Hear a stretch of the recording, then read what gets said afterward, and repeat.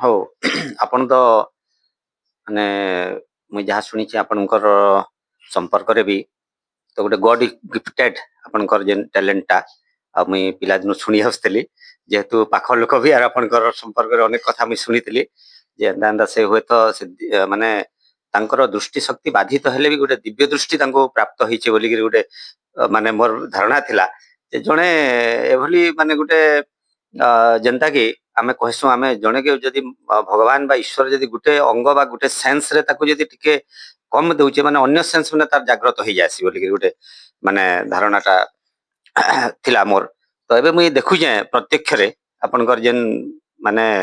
ସ୍ପିଚଟା ପ୍ରବଚନର ଯେନ୍ ଆପଣଙ୍କର ଧୀ ଶକ୍ତିଟା ଆପଣଙ୍କର ଯେନ୍ ପ୍ରବଚନର ଯେନ୍ ବର୍ଣ୍ଣନା ଶୈଳୀ ଏବଂ କଣ୍ଠସ୍ୱର ମାନେ ବହୁତ ଆକର୍ଷିତ କରିଛେ। ତ ଆପଣ ଏ ବାବଦରେ କାଣା କହିବେ ଆପଣ? ନା ବିଲକୁଲ କାର୍ଯ୍ୟକ୍ରମ ଦେଖୁଥିବା ସମସ୍ତଙ୍କୁ ଅନେକ ଅନେକ ସ୍ୱାଗତ ଅଭିନନ୍ଦନ। ଆଉ ବହୁତ ଭଲ କଥା କହିଛ। ମାନେ ଆମର ଯେନ୍ ମାନେ ଯେନ୍ ସିକ୍ସ ସେନ୍ସ ବା ଯେନ୍ ଇନ୍ଦ୍ରିୟ ମାନେ ଆକ୍ଚୁଆଲି ସେମାନେ ହିଁ ଆମର ମୁଖ୍ୟ ପ୍ରୟୋଗରେ ଆସନ୍। ତ ପ୍ରକୃତରେ ଯେନ୍ ଆମର ପାଞ୍ଚଟା ଇନ୍ଦ୍ରିୟ ଭିତରୁ ଗୋଟେ ଇନ୍ଦ୍ରିୟ କାଣା ହେଇଗଲେ ବାକି ଚାରିଟା ସକ୍ରିୟ ସବୁ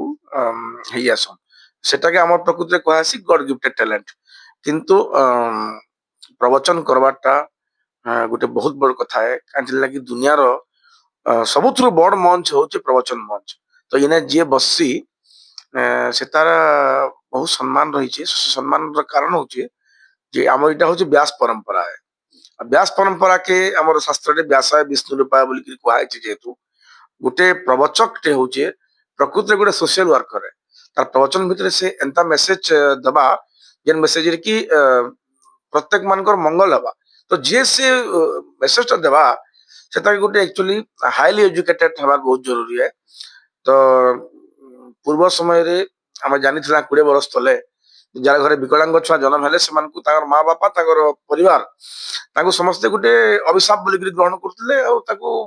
ମାନେ ସେମାନେ ଆଗକେ ନାଇଁ ବଢେଇ ଦଉଥିଲେ। କିନ୍ତୁ ସରକାରୀ ସ୍ତରରେ ବହୁତ କିଛି ଜିନିଷ କରାହେଇଛି। ବର୍ତ୍ତମାନ କିଏ ବ୍ଲାଇଣ୍ଡ ହେଇଗଲା, କିଏ ଡେଫ ଡମ୍ ହେଇଗଲା, କିଏ ଏମଆର ହେଇଗଲା ବା ମେଣ୍ଟାଲ ରିଟାର୍ଡେଡ ହେଇଗଲା, ସେମାନଙ୍କ ଲାଗି ଆମର ସ୍ପେଶିଆଲ ସ୍କୁଲ ସବୁ ରହିଛି। ତ ଯେନ୍ ମାନେ ବି ଘରେ ଯାହା ଘରେ ବ୍ଲାଇଣ୍ଡ ମାନେ ଛୁଆ ଜନ୍ମ ହେଲେ ନିଜର ସମ୍ପର୍କରେ କିଏ ଜନ୍ମ ହେଲେ ସେମାନଙ୍କୁ ପହିଲା ନେଇକି ବ୍ଲାଇଣ୍ଡ ସ୍କୁଲରେ ଭର୍ତ୍ତି କରାବାର ବହୁତ ଜରୁରୀ। ଆଉ ଜଣେ କି ହାଇଲି ଏଜୁକେଟେଡ କଲା ପରେ ତାପରେ ଗୁରୁଙ୍କର ଆଶୀର୍ବାଦ, ସରସ୍ୱତୀ ମା ଆଶୀର୍ବାଦ, ଶାସ୍ତ୍ର ସାଧନା ଆଦି ଦ୍ଵାରା ଏଇ ସବୁ ଜିନିଷ ସମ୍ଭବ ବୋଲି ଭାବୁଛି। ଠିକ ଅଛେ। ତ ଆପଣ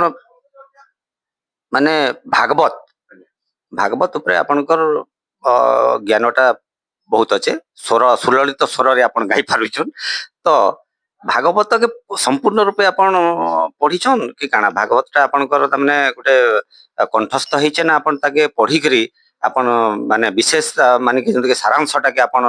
ଗ୍ରହଣ କରିଛନ୍ ନା ଭାଗବତ କେ ଓଡିଆ ଭାଗବତଟା ଆପଣ ମାନେ ଆମୂଳ ଚୂଳ ଆପଣ ପଢିଛନ୍ ଯେତେ ତାମାନେ ଭାଗବତଟା ଅଛି? ନାଇଁ ପ୍ରକୃତରେ ଆମର ଯେନ୍ ଭାଗବତଟା ଓଡିଆ ହେଇଛି, ଆମ ମୂଳ ଭାଗବତଟା ହଉଛି ସଂସ୍କୃତ ଭାଗବତ।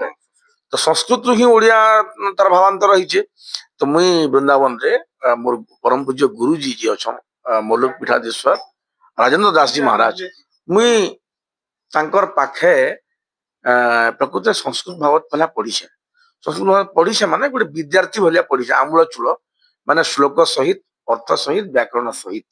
ତାପରେ ବୃନ୍ଦାବନରେ ମୁଁ ଭାଗବତ କୋର୍ସ କଲା ପରେ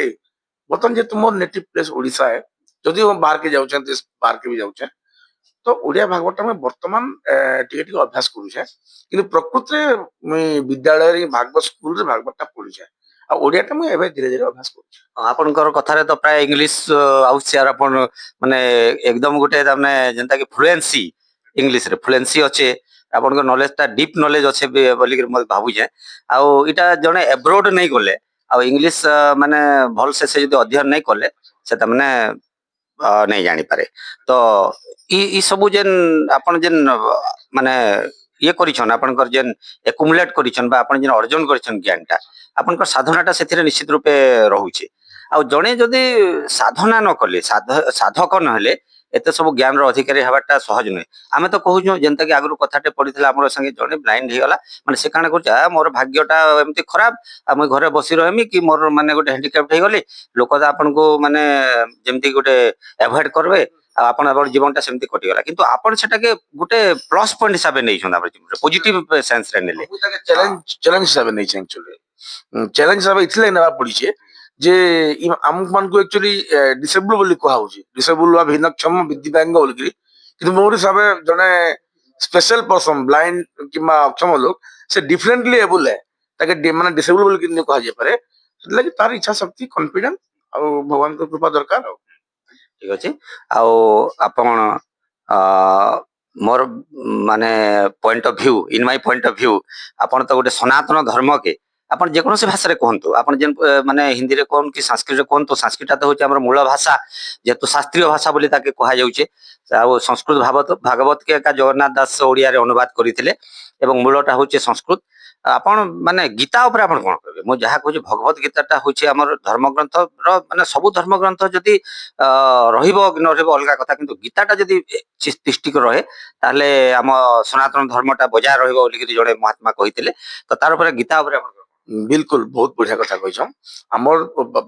ହିନ୍ଦୁ ମାନଙ୍କର ଲାଗି ତିନିଟା ଗ୍ରନ୍ଥ ସର୍ବୋତ୍ତମ ହେ ଆମେ ଶ୍ରୀମଦ ଭାଗବତ ଗୀତା ଶ୍ରୀମଦ ଭାଗବତ ମହାପୁରାଣ ଆଉ ସେ ରାମଚରିତ ମାନସ ସେ ଭିତରୁ ଗୀତାଟା ହଉଛି ଯେନ୍ତା ଭଗବାନଙ୍କର ମୁଖର ବାଣୀ ଭାଗବତ ବି ହେନ୍ତା ଭଗବାନଙ୍କର ମୁଖ ନିସୃତ ବାଣୀ ହେ ସେଥିଲାଗି ଗୀତାଟା ହଉଛି ଆମର ମାନଙ୍କର ପହଲା ଶାସ୍ତ୍ର ତା ବୋଲିକିରି ଆମେ ଅନ୍ୟ ଶାସ୍ତ୍ର ମାନଙ୍କୁ ଇଏ ବୋଲି କହି ନେଇ ପାରୁ କିନ୍ତୁ ଗୀତା ବିନା ଆମେ ହିନ୍ଦୁ କେବେ ହିନ୍ଦୁ ନେଇ ହେଇପାରୁ ଗୀତା ଆମକୁ କର୍ମ ଶିଖାସି ଭାଗବତ ଆମକୁ ମାନେ ଭକ୍ତି ଶିଖାସନ୍ আর রামচরিত মানস আমাকে মর্যাদা শিখাউছন ସେଥିଲାଗି ଇ ତିନିଟା ଗ୍ରନ୍ଥ ଆମର ମାନଙ୍କର ଲାଗି ବହୁତ ଉପଯୋଗୀ ଆଚ୍ଛା ଆପଣ ଆଉ ଆପଣଙ୍କର ପରିଚୟ ତ ପହିଲାରୁ ଦେବାର କଥା କିନ୍ତୁ ଆପଣଙ୍କୁ ଦର୍ଶକଙ୍କୁ ଦେଇନି ତଥାପି କହିଦଉଛି ପରୀକ୍ଷିତ ମହାରାଜ ଆଉ ପରୀକ୍ଷିତ ମହାରାଜ ରୂପରେ ହିଁ ଆମେ ତାଙ୍କୁ ଜାଣୁ ଆଉ ସେ ତାଙ୍କର ସରନେମ୍ କାଣା ଅଛି ତାଙ୍କର ମାନେ ବଂଶ ପରିଚୟ ଏସବୁ ନାହିଁ ଜଣେ ଯଦି ସନାତନ ଧର୍ମର ଉପାସକ ହେଲା ମାନେ ସେ ସନ୍ଥ ମାନେ ସେ ମାନେ କୁହାଯାଏ ୱାର୍ଲଡ ସିଟିଜେନ୍ ଆମ ଭାଷାରେ ପୁରା ଭାରତ ବର୍ଷ ଆପଣଙ୍କର ଏଇଟା ନୁହେଁ ଯେ ଗୋଟେ ଏରିଆ ଆପଣଙ୍କର ବୋଲିକିରି ହେଲା କାହିଁ ଲାଗି ଆମେ ମୁଇଁ ଯାହା ପଢିଛେ ମାନେ ଯାହା କିଛି ମୋର ସନ୍ଥ ମାନଙ୍କ ଉପରେ ଧାରଣା କିମ୍ବା ଯାହା କରାଉଛି ଆମର ପରିଚୟଟା ନିଶ୍ଚୟ ରହିବା ପରିଚୟଟା କେବେ ଆଉ ଲିଭେଇବ ନାହିଁ ତଥାପି ଆମେ ଯଦି ଗୋଟେ ସନାତନ ଧର୍ମର ଉପାସକ ହେଇଯାଉଛୁ ଯେତେବେଳେ ଗୋଟେ ମାନେ ଭାଗବତ କଥା କରୁଛୁ ଗୀତାର କଥା କହୁଛୁ ରାମାୟଣର କଥା କହୁଛୁ ରାମଚରିତ ମାନସ କରୁଛୁ ସେତେବେଳେ ଆମେ ହୁଏତ ମାନେ ଆମେ ଭୁଲି ଯାଉଛେ ଯେ ମାନେ ଆମେ ଗୋଟେ କ୍ୟାଟେଗୋରୀରେ ଅଛୁ ଗୋଟେ ଅଞ୍ଚଳ ବୋଲିକିରି ଆମେ ହୁଏତ ସବୁ ବସୁଧୈବ କୁଟୁମ୍ବକମ୍ ଯୋଉ ଭାବଟା ସେ ଭାବଟା ଆମର ଉପରେ ଆସୁଛି ତ ଆପଣଙ୍କର ସେ ଧାରଣା ମାନେ ଯେତେବେଳେ କଥା କରନ୍ତି ଆପଣ ସେଥିରେ ପୁରା ବୁଡି ଯାଆନ୍ତି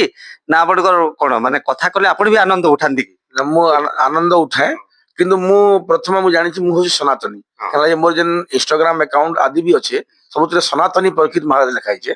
ତ ମୁଇଁ ସନାତନୀ ବୋଲିକିରି ମୁଇଁ ବହୁତ ଖୁସି আর ভাগবত কথা যদিও মোর লোক মানে পেশা বলে গ্রহণ করসম কিন্তু এটা মোর নিশা হେ ମୁଁ ଚାକିରି ବାକିରି ଛାଡିକିରି ମାନେ ଭଗବତ ନାମରେ ଅଛେ ଆଉ ମୁଁ ଏଥିରେ ବୁଡିକିରି ହିଁ ସବୁବେଳେ ରହୁଛେ ଆଜ୍ଞା ତ ଆପଣ ଆମର ସନାତନ ଧର୍ମର ମାନେ ଆଜି ଯେଉଁ ଗୋଟେ ବିକୃତି ଭାବଟା ଆସିଛି ମାନେ ଗୋଟେ ଚାଲିছে ଗୋଟେ ଆପଣ ଜାଣୁଥିବେ ଯେ ମାନେ ହିନ୍ଦୁ ଧର୍ମ ବିଲୁପ୍ତ ହେଇଯିବ ହିନ୍ଦୁ ଧର୍ମ ଏନ୍ତା ହେଇଯିବ ମାନେ ମୁସଲମାନ ସବୁ ମାନେ ଗୋଟେ ଆମେ ଗୋଟେ ଧର୍ମକୁ ଆକ୍ଷେପ ନୁହେଁ ଏଇଟା ତଥାପି ମାନେ ବିଭିନ୍ନ ଧର୍ମର ଲୋକ ଆମ ଦେଶରେ ରହୁଛନ୍ତି ଭାରତ ବର୍ଷରେ ସିକୁଲାର କଣ୍ଟ୍ରି ବୋଲି କୁହାଯାଉଛି ତେବେ ଏଇ ସିକୁଲାରିଜିମ ଭିତରେ ଆମେ ମାନେ ହିନ୍ଦୁ ଧର୍ମକେ ବା ହିନ୍ଦୁ ଧର୍ମ ତ ମାନେ ସନାତନ ଧର୍ମ ହିଁ ହିନ୍ଦୁ ଧର୍ମ ଯଦି ଆମେ କୁହାଯିବା ତ ଆମେ ସେ ସନାତନ ଧର୍ମକେ ବଜାୟ ରଖବାର ଲାଗି ଏବଂ ଆମର ଧର୍ମଟାକେ ଆମେ ଆକ୍ଚୁଆଲି ପ୍ରତିଷ୍ଠିତ କରବାର ଲାଗି ପୁନଃ ପ୍ରତିଷ୍ଠିତ କରବାର ଲାଗି ପ୍ରତିଷ୍ଠିତ ଅଛି ଏକା ମାନେ ଆମର ଗୀତାରେ ବି ସେଟା କୁହାଯାଇଛି ଆମର ଧର୍ମଟା ସନାତନ ଧର୍ମଟା ପ୍ରତିଷ୍ଠିତ ଫେର ବି ଆମେ ସେ ଧର୍ମକେ ବଜାୟ ରଖବାର ଲାଗି ଆମେ କାଣା ପଦକ୍ଷେପ ନେବା ନିଶ୍ଚିତ ଭାବେ ଏଥିର ଲାଗି ଆୱାରନେସ୍ ବହୁତ ଜରୁରୀ ସ୍କୁଲରୁ ଆରମ୍ଭ କରିକିରି ଘର ଗୋଟେ ପହଲା ସ୍କୁଲ ହେ the education start from the mother um and end in the death ଶିକ୍ଷାଟା ଘରୁ ହିଁ ଆରମ୍ଭ ହେସି ସେଥିଲାଗି ଆମେ ମା ବାପା ମାନେ ସନ୍ତାନକେ ଉତ୍ତମ ଶିକ୍ଷା ଦେବା କଥା ଗାଁ ଗାଁରେ ଆୱାରନେସ୍ ସତ୍ସଙ୍ଗ କଥା ପ୍ରବଚନ ଭଜନ କୀର୍ତ୍ତନ ଆଦି ରିଲିଜନ କେ ବଞ୍ଚାବାର ଲାଗି ଏଇଟା ପ୍ରତ୍ୟେକ ହିନ୍ଦୁ ମାନଙ୍କ ଏଇଟା କର୍ତ୍ତବ୍ୟ ସେଟା ଆମେ ନାଇଁ କରବାର କିନ୍ତୁ ଆମେ ଯଦି କରିପାରମା ଏଇ ଜିନିଷ ବେଲେ ଆମ ଧର୍ମ ସବୁବେଳେ ଆଗେଇ ହିଁ ରହିବା ତ ଆପଣଙ୍କୁ ଧନ୍ୟବାଦ ଆଉ ବେଶୀ ସମୟ ତ ନେବି ନାହିଁ ତ ଇଏ ହଉଛନ୍ତି ଆମର ପରୀକ୍ଷିତ ମହାରାଜ ବହୁତ ବଢିଆ ତାମାନେ କଥାବାଚକ ଆଉ ତାଙ୍କର ଜ୍ଞାନ ପ୍ରତିଭାର ତୁଳନା ନାହିଁ ଆମେ ଯାହାକୁ ଆମେ ଆଜିକାଲି ଦିବ୍ୟାଙ୍ଗ ଡିଜେବୁଲ କହୁଥିଲୁ ଏବେ ଦିବ୍ୟାଙ୍ଗ କହିଲୁ କିନ୍ତୁ ସେ ଯଦି ଦିବ୍ୟାଙ୍ଗ ହେଲେ ବି ତାଙ୍କୁ ଭଗବାନ ଗୋଟେ ଶକ୍ତି ଦେଇଛନ୍ତି ଯାହାକି ଗଡ ଗିଫ୍ଟେଡ ଆଉ ତାଙ୍କର ଜ୍ଞାନର ମାନେ ମାପ ତ ଆମେ ସାଧାରଣ ଲୋକ କରିପାରିବାନି ତଥାପି ସେ ଯେଉଁ ପ୍ରକାର ମାନେ ଶାସ୍ତ୍ରରେ ପ୍ରବେଶ କରିଛନ୍ତି ଗୀତା ହଉ ଭାଗବତ ହଉ ରାମଚରିତ ମାନସ ହଉ ତାଙ୍କର ଅଗାଧ ଜ୍ଞାନ ସେ ଉପରେ ଅଛି ଆପଣ ମାନେ ତାଙ୍କୁ ତାଙ୍କ ଚ୍ୟାନେଲ ବି ଅଛି ଚ୍ୟାନେଲ ନା କଣ ପରୀକ୍ଷିତ ମହାରାଜ ହଁ official। ପରୀକ୍ଷିତ ମହାରାଜ ଅଫିସିଆଲ ଆଉ ସେ ଚ୍ୟାନେଲ ମାଧ୍ୟମରେ ଆଜ୍ଞାଙ୍କୁ ଦେଖିପାରିବେ ତାପରେ ତାଙ୍କୁ ଯଦି କୌଣସି କଥା କରିବାର ଲାଗି ପ୍ରବଚନ ଲାଗି କିମ୍ବା କଥା ଲାଗି ତାଙ୍କୁ ଯଦି ଆମେ ଆମନ୍ତ୍ରଣ କରିବେ ତାହେଲେ ଆଜ୍ଞା ସହ କଣ୍ଟାକ୍ଟ କରିପାରିବେ ଆଉ ଆମର ସନାତନ ଏବଂ ହିନ୍ଦୁ ଧର୍ମକେ ମାନେ ଜାଗ୍ରତ କରବାର ଲାଗି ତାকে ପୁନଃ ପ୍ରତିଷ୍ଠା କରବାର ଲାଗି ତାଙ୍କର ଉଦ୍ୟମ ପ୍ରଶଂସନୀୟ ଆଉ ସେ ହୁଏତ ତାଙ୍କର ଜୀବନଟା ସେଥିରେ ଉତ୍ସର୍ଗ କରିଛନ୍ତି ତାଙ୍କୁ ଅଶେଷ ଅଶେଷ ଧନ୍ୟବାଦ ଆପଣଙ୍କୁ ଧନ୍ୟବାଦ ନମସ୍କାର।